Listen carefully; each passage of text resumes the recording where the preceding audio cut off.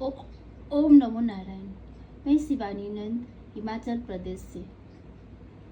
आज मुझे शिव पुराण के 15वां अध्याय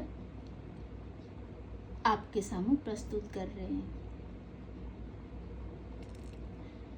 ये शुरुआत वित्तम सूजी। अब आप पूजा के योग्य स्थान व समय बतलाइए। सूजी बोले, देव अज्ञादि कर्मों में शुद्ध गृह बराबर फल देने वाला होता है। उससे 10 गुना गोष्ठ गौओं के बांधने की जगह, उससे 10 गुना जल का तट, उससे 10 गुना बेल, तुलसी पीपल की जड़, देवालय, तीर्थ का तट,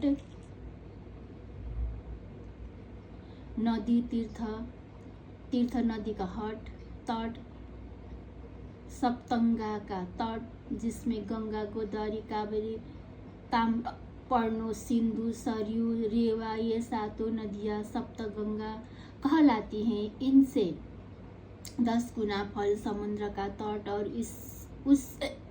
उससे 10 गुना बर्तन की चोटी पर पूजन करने से होता है। और सबसे अधिक फल तो वहाँ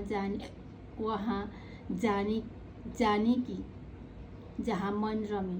सतयुग में यज्ञ दानादि से पूर्ण फल की प्राप्ति होती है। त्रेता में 1/3,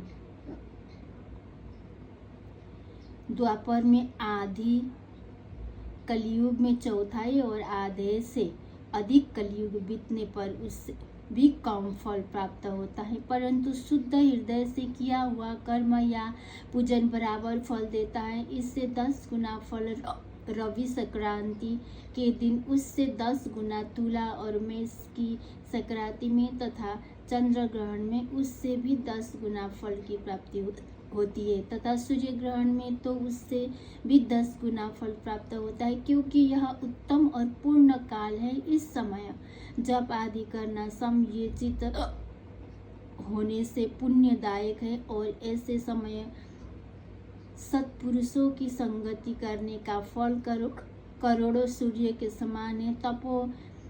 तपोनिष्ठ ज्ञाननिष्ठ योगी यति पूजा के पात्र है। ऐसे समय में जो इनकी पूजा करता है उसके पाप क्षय हो जाते हैं। फिर वह ब्रह्मांड भी पूजा का पात्र है कि जिसने 24 लाख गायत्री का जाप किया हो।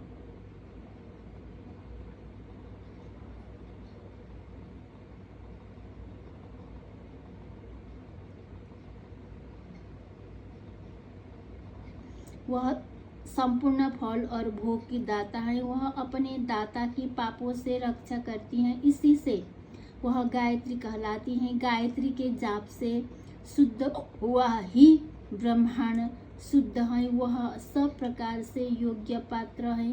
नर नारी आदि जीव कोई भी हो जो भूखा हो वही अन्न दान का पात्र है। इच्छा वाले को देना है अमिष्ट दायक है। मांगने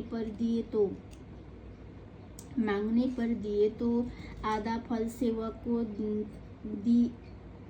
को दिया तो 14 फल और आदि। यदि ब्रह्मांड 3 हो तो उसे देने से 10 वर्ष का फल प्राप्त होता है। ब्रह्मांड तो जाति से ब्रह्मांड ही है। यदि ब्रह्मांड वेद पाठी है, गायत्री के पाठ से मुख युक्त है, तो उसे दान देने से वैकुंठ की प्राप्ति होती है।